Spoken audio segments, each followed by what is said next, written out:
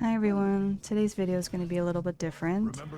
I'm going to be doing two VOD reviews, one of a game that I won, one of a game that I lost from when I played comp a couple days ago. Cannot guarantee that the quality of the VOD reviews are going to be great because I'm not really used to doing this, but I'm going to try my best. With the comp that we're running in this game, I'm going to try to stay with our soldier for the majority of the time because he is the better damage boost target. It's very hard to help a Doomfist and a Tracer as Mercy because they have a lot more mobility than you do. I could fly to them, but then they can leave me and I might be stuck there because my cooldown might not be back, or they might go somewhere I can't help them. Our soldier kind of got deleted by their soldier, but we're able to res him under cover. I almost died to the ᵐᵉᵒ because I wasn't paying attention to where she was, and so if she'd landed one more shot on me, I'd be dead. Cute little moment there. I swapped a damage boost while he's antied because heal beam won't do anything on him, and even if he's not peeking, it's better than just healing nothing. Unfortunately, our Tracer does die to their soldier. Another Helix rocket kill. He's already got 2 of those. And I don't have res, so now we're kind of at a disadvantage for this team fight a little bit because their Reinhardt's coming back. Thankfully our Doomfist does come back though. Rein charges in. He almost hits, I think he does hit soldier, but he cancels it. Then he's trying to throw fire strikes at me. So I want to LOS him so that way he can't hit me with both of them and nobody else can hit me, but our ᵐᵉᵒ dies and soldier goes a weird way, so I'm just gonna leave him. Sometimes the best thing you can do is just leave because our soldier, he leads them on a wild goose chase, and staying with him would just lead to both of us dying and them getting ult charge for it. And there was virtually no way we were gonna win that 2v5.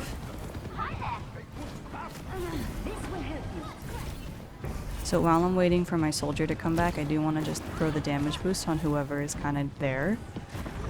Ana's not the greatest damage boost target, but it's better than nothing.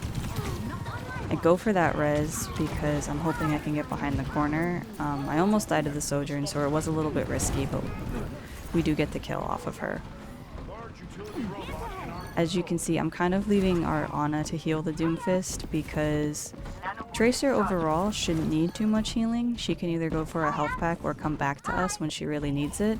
So I'm worrying about the soldier and letting Ana deal with the Doomfist.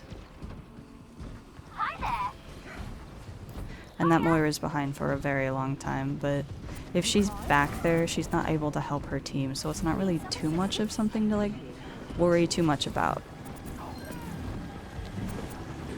Because she's not really providing any help to her team right now, so they're essentially down as support. Really, I prefer if our soldier just kind of left her back there, but if he's gonna go after her, I have to help her. I really would have preferred him not to attack visor her though, because it was kind of a waste. And both our Ana and our Doomfist die while we're dealing with the Moira in the backline. I land one shot on him here. I really don't think I should have valked here. And I definitely shouldn't have pulled out the Glock because I landed one bullet on him and he was gonna die anyway. And our soldier died by himself to the Ana because I left him to go deal with their soldier. It was a bad decision on my part. And I don't have res because I just resed the Ana. So I'm gonna damage boost Tracer because soldier's dead, while also keeping an eye on Ana for anyone who pushed forward and tries to kill her, because that seems to be what their Moira is trying to do. I don't know what his plan I don't know what his plan was. I didn't even mean to dodge that shatter because I wasn't expecting there to be a shatter there. But the entire enemy team kind of presses Q here, so we either need to just die or get out, and I ultimately decide to just get out.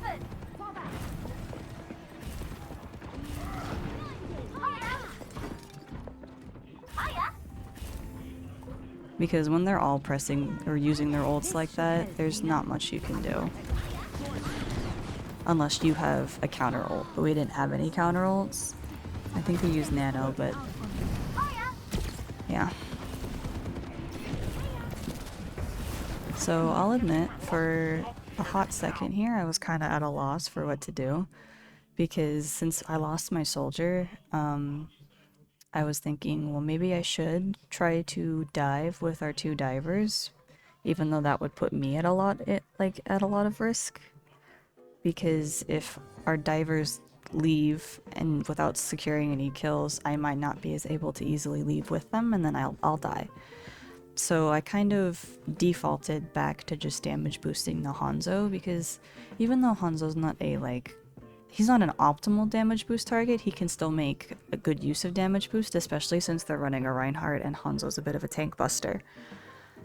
So in my mind, I guess, I stay with the Hanzo, he can kind of focus on this Rein while our divers focus on their backline, and then Ana can help the divers. Especially since I didn't want to leave this Hanzo alone either, so yeah. Of course, always play undercover when possible.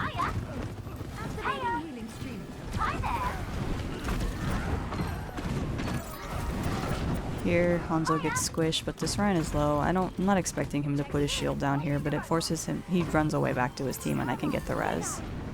And like I said, while Hanzo's distracting their tank, our divers kind of squish their backline with Ana's help. So it's not too bad. I'm going forward here with Tracer to see if she can get some early damage boost in, and then I'm going to damage boost Hanzo as soon as he joins us.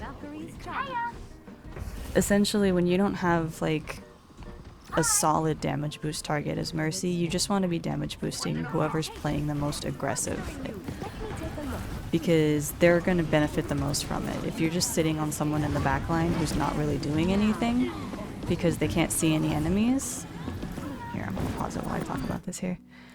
If you're just sitting on someone in the backline who's not really doing anything because none of the enemies are coming within their line of sight, it's much better for you to be damage boosting whoever is being the aggressor on your team, whoever is going the most far forward. I'm not saying you have to constantly fly forward with them and essentially overextend yourself, but you want to just be blue beaming whoever's going to be doing the most damage at that point. And if I don't think I'm explaining this well at all. Oh no. The Hanzo wasn't going to be really killing anyone there or doing damage to anyone because all of the enemies were on our Tracer and our Doomfist. So I damage boost the Tracer while she goes in, and then swap to the Hanzo because he's the safer option. And I do think I play a little bit too safe as Mercy, and I could be going in with the Tracer and the Doomfist, especially since they seem like they're doing pretty well together. I get so nervous going in with divers that they're gonna leave me and I'll die. Yeah. But yeah, that's the tip, is damage boost whoever's playing more so aggressive. Support them. Go don't overextend. Don't put yourself in too much danger to help them, but support whoever is being more aggressive if you don't have that ideal damage boost target, like a hit scan or a Pharah or an Echo. Here, I guess this is when Moira decided she just wanted either me or Ana dead. Or both of us, I don't know. She kind of just faded into our backline and decided she wanted to kill us.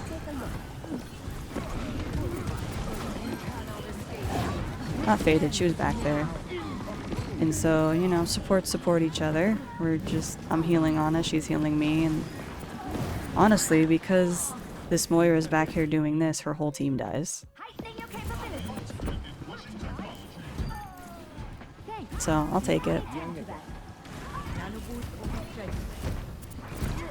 See, here I'm damage boosting Tracer while still trying to stay in a safe area, because I don't have a good damage boost target at the moment. Jumping to help Ana see me, and then as soon as Hanzo comes back, I want to swap back to him when possible.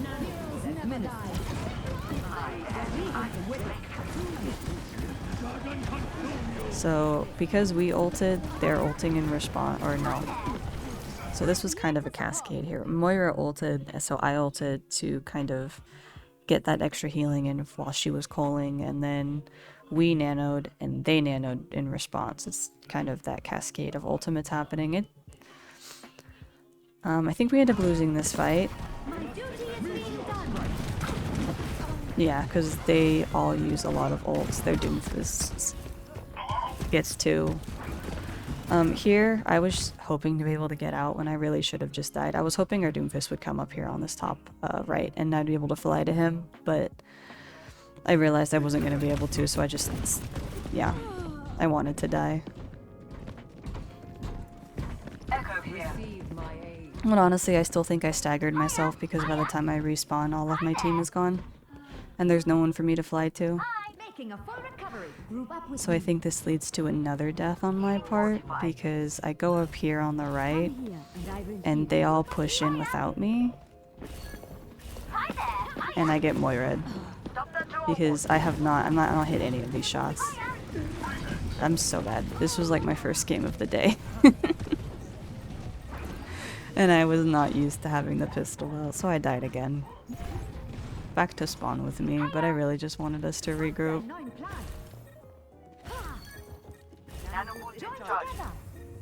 I kind of feel like I'm just rambling, talking about nonsense.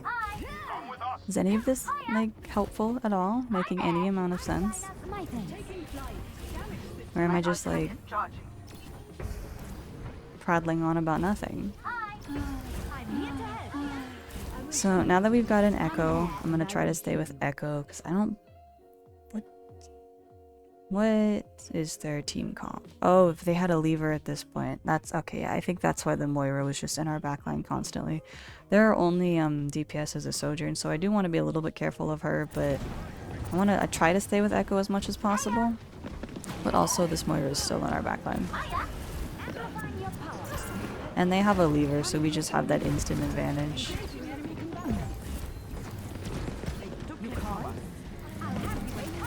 Obviously, I'm keeping an extra eye on Ana because both of their supports are trying to kill her at this point.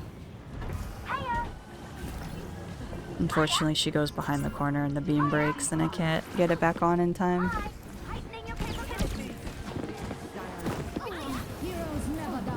I didn't need to Valk here. I could have rezzed her without the Valk, but sometimes I get a little nervous and just press it, which is fine. It's a human mistake, but something to be aware of. Don't be using your ultimate just to use your ultimate.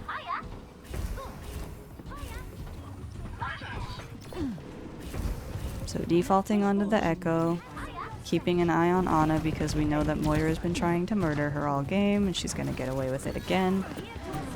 I almost have res back though, so I'm hoping that they'll chase off this Moira so I can get it.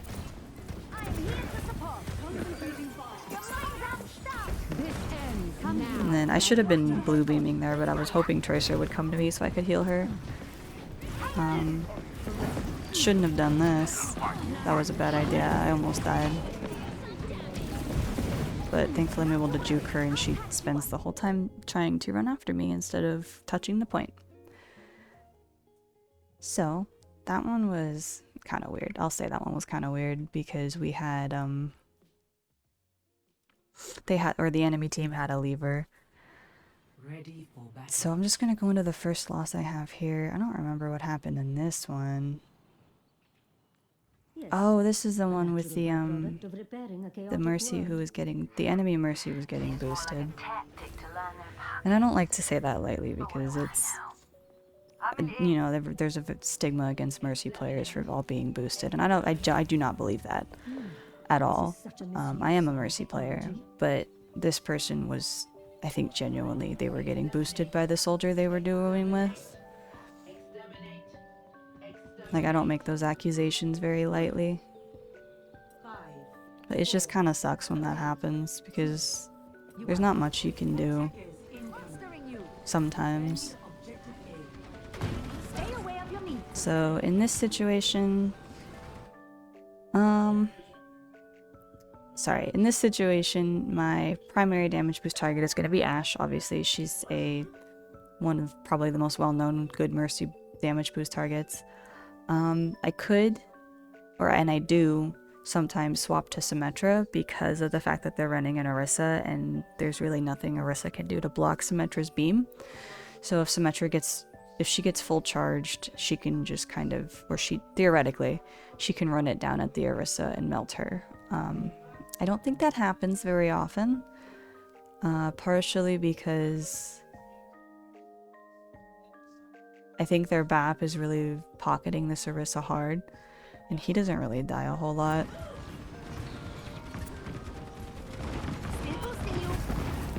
The Ashe died there, my beam disconnected, and that was kind of my bad. The Cassidy is the booster. He swaps the soldier later on though.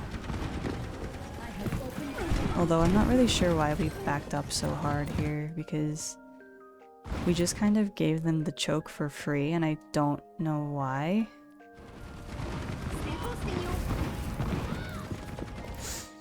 Yeah, theoretically, our Orisa either needs to be playing in the choke,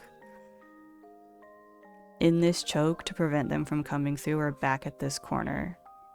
So her starting off in the choke and then just backing up to this left side was not great, because now it's hard, like, I can't really help her a whole lot, and it puts our Ana in a weird position trying to help her. So I do think it was my bad that the Ashe died though. I shouldn't have taken the beam off of her. So now I'm swapping damage boost to the Symmetra because our Ashe is dead. But I also have to keep an eye on the fact that they're coming around on the right side.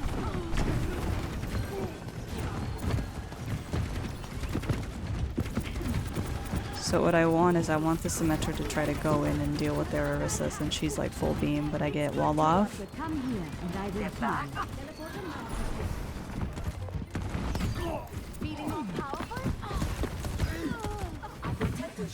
But we're able to hold the point. I don't know, this game was just a little weird. Our Orisa was both playing like super aggressively and super passively at the same time. Like, I don't know if I necessarily like that she was playing that far forward.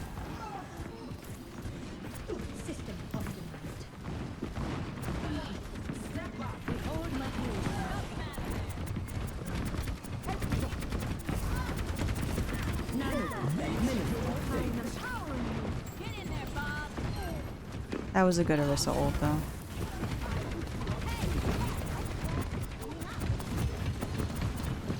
Here though, she goes too far forward. So if you watch the video I posted on this one, the Orisa, when this happened, I didn't go for the res here for multiple reasons. Well, I didn't put the beam, I didn't get the beam on her in time, but I honestly don't know if it would have mattered anyway, because there's 4 people, or 3 people staring at her here. I didn't go for the res because the BAP window went up, and then their Orisa came in and ulted, and Simwall is not going to stop me from dying to this Orisa ult. And also there's a bunch of people shooting through a BAP window right here, so that's like added danger. So I didn't even bother trying to go for this res when maybe I could have, but like I didn't, the risk outweighed the benefits to me. And then this Orisa was like, Mercy, what the fuck? And you know, sometimes stuff happens, and maybe if he wanted the res he should have asked for it instead of asking me what the fuck afterward. I don't know. Like, if you have a mic, use it, my guy. So I'm just trying to help the sim here because I don't want to go for this res. And I was hoping she would TP out, or either that or kill this Orisa.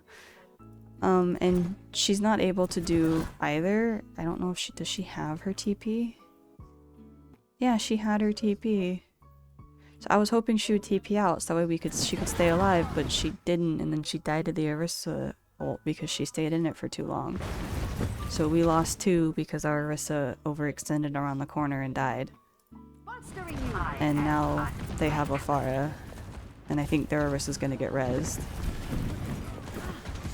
Yeah, their Orisa got rezzed. So now they have a Pharah that our Ashe has to deal with, and we're down 1 still. Down 2 now.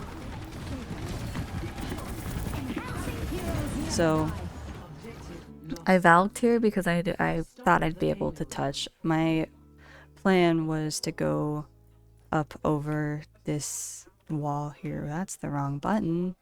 To go up over this wall here and try and touch all the point so we could touch, but it was already too late and I didn't realize that. So that one's on me. This was a bad valk. So with our Ashe not here, this far is kind of just gonna wreck us. I'm just damage boosting because I don't really have anything else to do and our Orisa gets spinny speared off the map.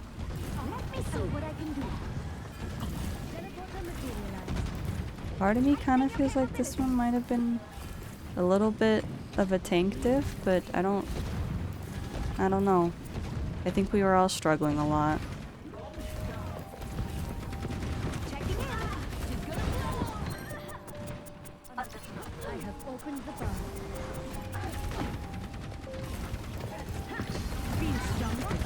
Like, our Orisa plays really, really aggressively.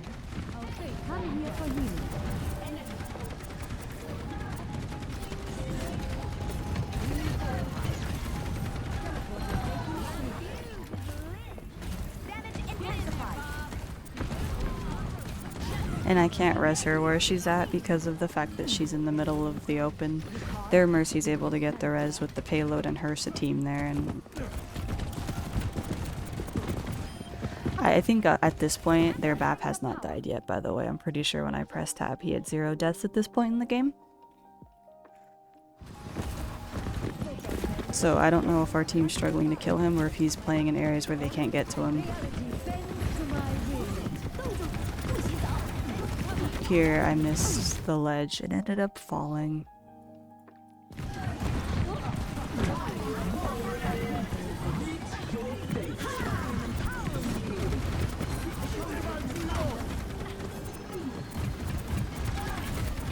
That's another one where I can't help this Orisa here. I have to fly out of their Orisa ult so I don't die.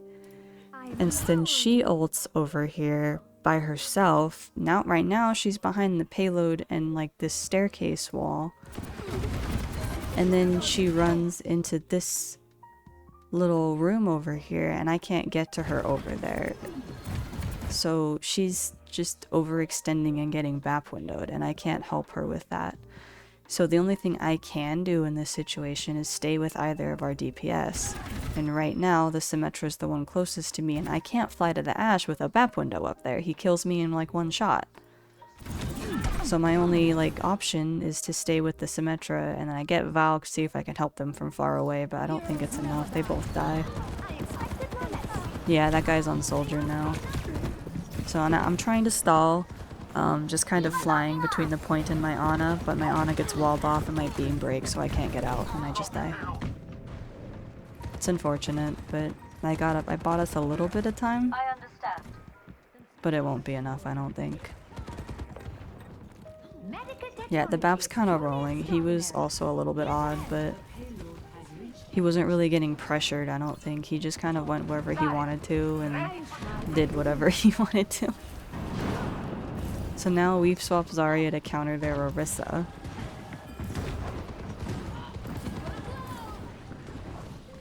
But I still don't think it's going to change the fact that their BAP is just going... The BAP just has more healing than our Ana does at this point. Even though they're both main healers, BAP is just a lot better at keeping tanks in particular alive, in my opinion. Especially with Immortality Field. And his regen burst. So I'm trying... At this point in the game, I decided that, or I realized that maybe I do just need to go forward with my Zarya whenever she, honestly, in my opinion, overextends a little bit. Because Ana's having trouble keeping her alive with just how much damage our tank is taking. So I'm thinking, okay, I'll just go forward and see if my healing will be enough to supplement to keep her alive. Unfortunately, that's not... I end up getting myself killed, as I was expecting to happen, because I went too far forward with the Zarya and then I got walled off. So, like, that's...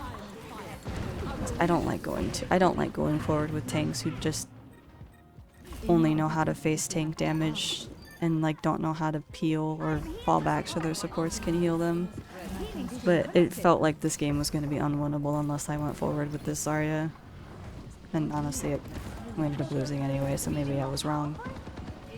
So here, she's going super far forward again. She is critical, she uses both of her bubbles, and then she just dies to the BAP window. I think that's like the second or third time that's happened with the BAP window in particular. And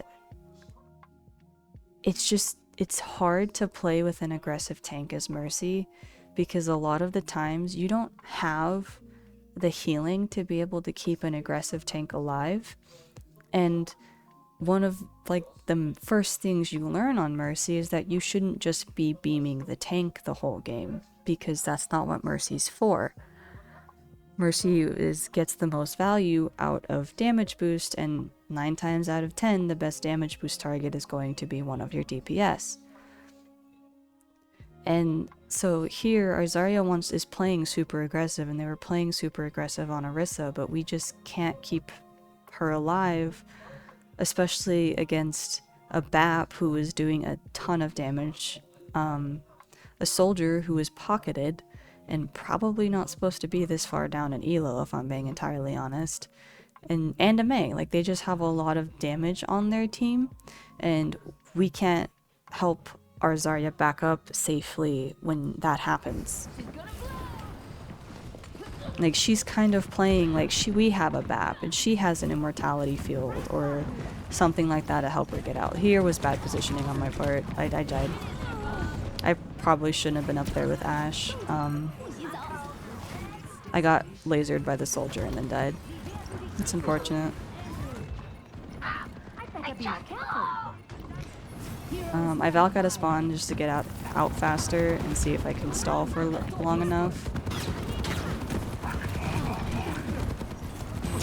I pulled out the Glock just to get some damage, and there's not much else I can do with none of my team there. And then, but I die before I can get to Wrecking Ball. Right now we're playing the stall game, just seeing if we can get some picks in before they die. Or before we die.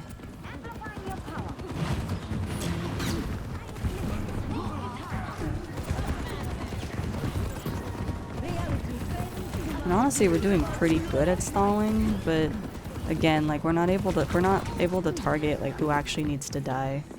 The Mercy or this BAP need to die, but we're not targeting them. We're targeting the Zarya.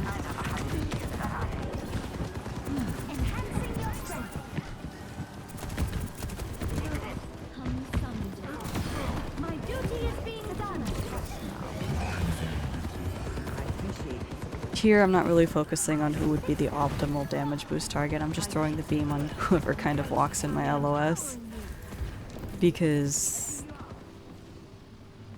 we're in stall mode. We're just trying to stay alive and secure picks before we all die. Or they cap. So we've kind of stabilized here now. And so I'm taking the chance to kind of go back to my Ashe and help her.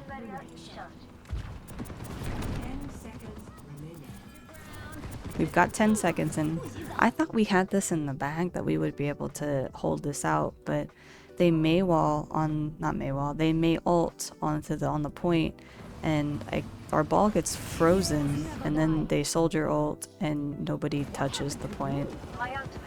Ball swings out, can't get into touch, and then waits until it's like 2 meters away to start telling us that we need to touch. So we don't get in on time. Yeah, Sim TP's on, but it's just a second too late. Score 0-3. Switching sides. So this one's a little bit difficult. Our tank is playing uber aggressive. Our Ana's having trouble keeping them alive. Sometimes they're playing aggressive when Ana's dead and I can't get to them because, you know, I can't fly through walls. I'm not Kiriko. And so it's hard. But you can only control your own gameplay. So my what I'm gonna do is I'm just gonna try to pot stay with my DPS. More to do, more to learn. And help the tank when I can, but I really feel like sometimes some tanks expect way too much help from a Mercy. I hope those who died defending this place have found peace. See if I can... Oh, Stick together. Let me take the hit. I'm gonna fast forward through this because it's just me us sitting in spawn. Can't change the world by following all the rules. 5, 4, 3, 2, 1. Alright, now if I wasn't trying to play just Mercy, or if I wasn't doing a Mercy only or whatever, I would probably have swapped. Actually, no, I would have tried to stay on Mercy at the moment since we have 2 good damage boost targets. But with how this round ends up going, I probably would have swapped to Honor or something at some point because we just can't get through this choke at all.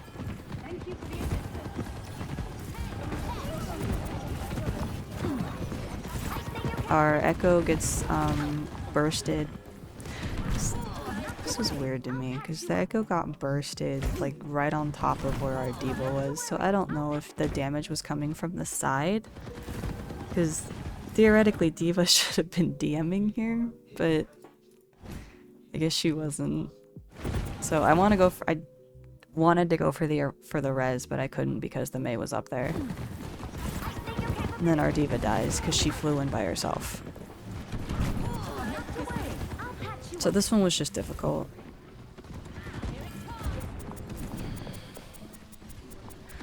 I think this person picked Echo because they wanted to try to get the like the assassination dives, but it's hard to get those with the team comp they have because BAP has 3 effective health pools that you have to burn through before he dies. The soldier is pocketed, so he's just gonna burst the Echo down, and our Diva keeps running at their Junker Queen and dying. So like there's not much our Echo can do. There's not really anybody on their team that she can dive besides the soldier or the Mercy. And if she goes for the Mercy, chances are the soldier's just gonna burst her down. And if she goes for the soldier, the Mercy might just be able to keep her alive, or the BAP turns and keeps them alive. So it's like, it's difficult. You kind of just have to win the duel, or yeah. I was trying to get Kiri to TP to me there, but I don't know if she had it or if I was too far away.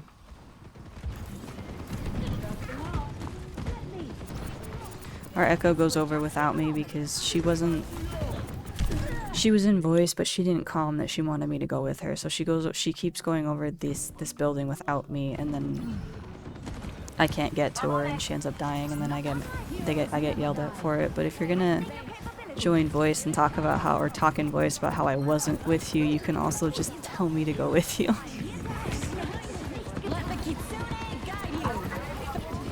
I don't know, maybe that's me, that's just copium on my part, or thinking too hard about it.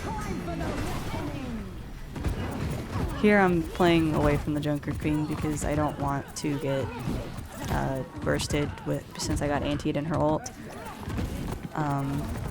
But we don't get anything even with the Echo ult.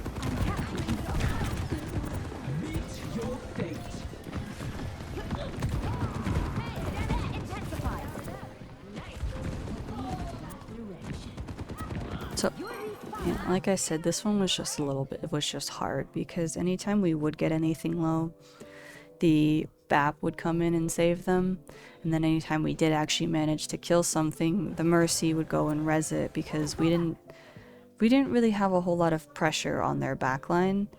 Our tank, like I said, was playing uber aggressive, but they were kind of just playing uber aggressive on the enemy tank a lot. Or they would be trying to like 1v3 and then would die.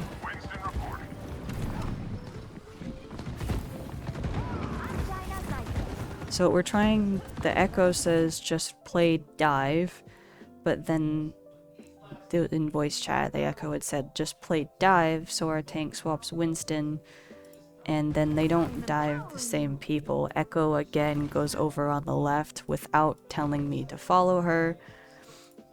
And then she gets a kill on the soldier, but she dies, so the Mercy just reses the soldier, while our Winston dives over on the right here. The Mei, the Junker Queen, and the Bap, which aren't dive targets that are gonna die in any given moment.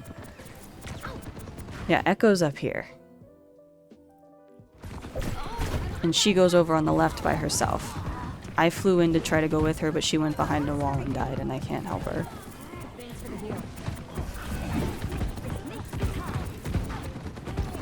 I'm trying to help Winston, but I have to get out. And then at this point, if you saw the video I posted on this game, this is when the Winston was saying that I wasn't doing anything except for healing the DPS and was not helping him. Which, I don't really know what he wants a Mercy to do when he dives a Mei, a Junker Queen, and a Bat, but maybe I'm the one who's wrong for not knowing what he wants me to do. Who knows? Because I do go with him, I have the beam on him, I'm healing him, he dives in behind the payload, I can no longer fly to him and he dies. And I get Junker Queen ulted and I die. So, yeah, this one was just... We had 3 people consistently talking in voice, but none of them were actually calming. All they were doing was complaining, if I'm being entirely honest. They were just complaining to each other. Or about each other. And that's not helpful in any way. Because it just brings down team morale, and you're not actually providing anything like beneficial to the team when you're saying that. It's just, they're not calming. If you're gonna have your mic on, and if you're gonna talk in voice, at least like try to provide something useful. Don't just say, oh, it's this person's fault, and then just stay quiet for the rest of the game. Like, if you want someone to dive with you, say dive with me. Or if you want to like focus on a target, say focus on a target. Don't wait until you do it by yourself and then die. Now obviously that doesn't like... That has very little to do when you're playing Mercy, because Mercy's not really the one who's diving people. But, you know, in a team with very little coordination like this, it's probably like there's not much you can do as Mercy, because Mercy is somewhat team reliant, and when you have a team that's kind of all wanting to do their own thing, whereas the enemy team is like, actually, I'm sure the enemy team was, I know for a fact the Mercy and the Soldier were duoed, and honestly the BAP might have been with them as well.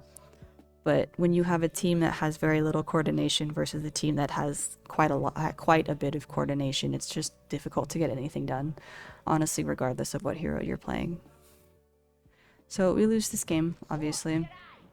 And I somehow ended up catching a stray for not doing anything, according to my Winston. So, yeah, sometimes you could be doing the best you can, and people will still find a way to blame you.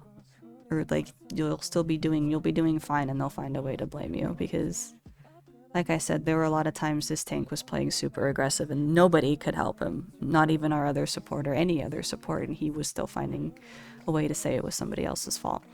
So, yeah, I hope this has been any amount of helpful, if I'm being honest. I feel like it wasn't. I feel like it was just me rambling about nonsense.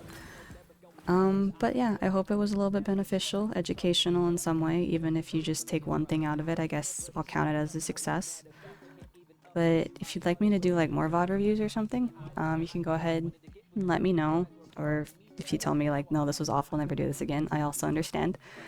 But thank you so much for watching, and I'll catch you guys in the next one, okay?